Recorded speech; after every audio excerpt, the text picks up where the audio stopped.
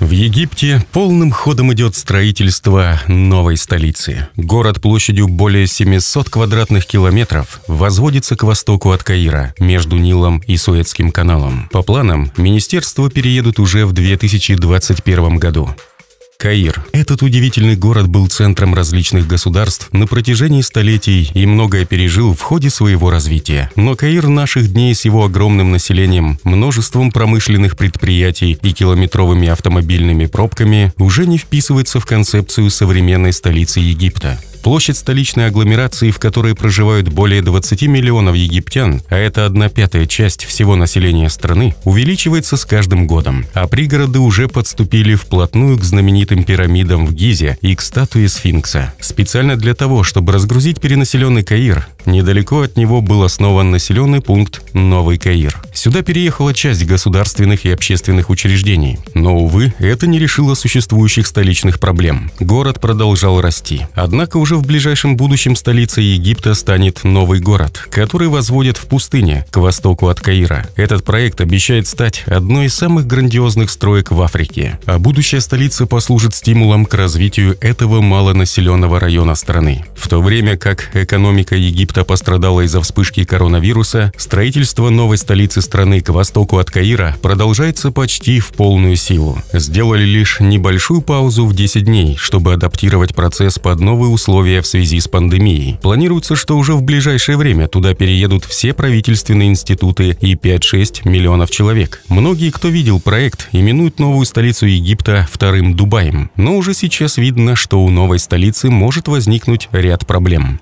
И вот почему. 13 марта 2015 года министр строительства Египта Мустафа Мадбуле объявил о подготовке к строительству новой столицы страны. Сообщалось, что новый город будет располагаться к востоку от Каира и в непосредственной близости от второй окружной дороги в слаборазвитом районе по пути к морскому порту города Суэц. Стоимость реализации проекта тогда оценивали в 45 миллиардов долларов, сейчас в 58 миллиардов. Планируется, что в новом городе будут располагаться основные государственные министерства и ведомства. Будет построен комплекс правительственных учреждений, парламентские и президентские дворцы, а также дипломатический квартал, где разместятся иностранные посольства. По официальной версии, целью этого проекта стало желание властей разгрузить Каир, население которого превышает 19 миллионов человек, а в течение 40 лет вырастет еще вдвое. Однако, по другой информации, есть и другая причина – создание новой столицы. Переместить из самого населенного центра административные учреждения, изолировать их от большого скопления населения, где часто происходят протесты или демонстрации. Помимо переезда министерств и чиновников, в новом городе хотят поселить около 6 миллионов человек. Отмечается, что площадь застройки составит порядка 700 квадратных километров. При этом на админздание отводится 67 тысяч гектар. Новую столицу предполагается разбить на несколько районов – жилой, административный, деловой, инновационный и культурный.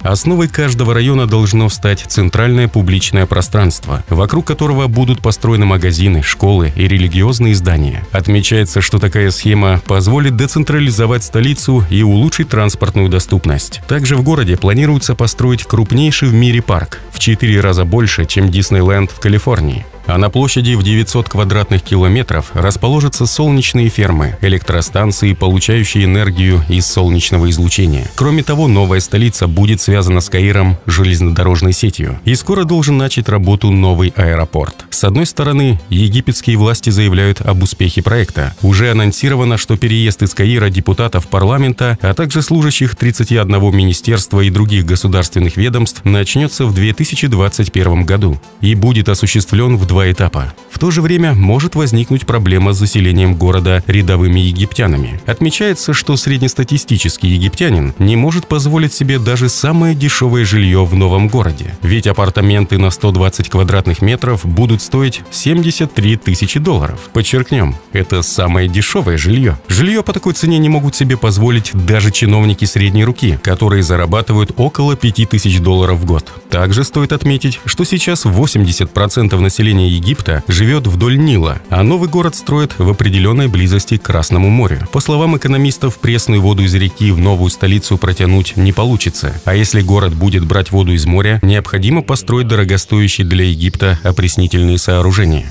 Более того, проблем может добавить добыча солнечной энергии. Несмотря на то, что в стране круглый год светит солнце, панели по переработке солнечного тепла очень быстро забиваются пылью из пустыни и становятся неэффективными. В результате требуется постоянная их очистка. А в этом случае вопрос об экономичности этого вида энергетики отпадает сам собой.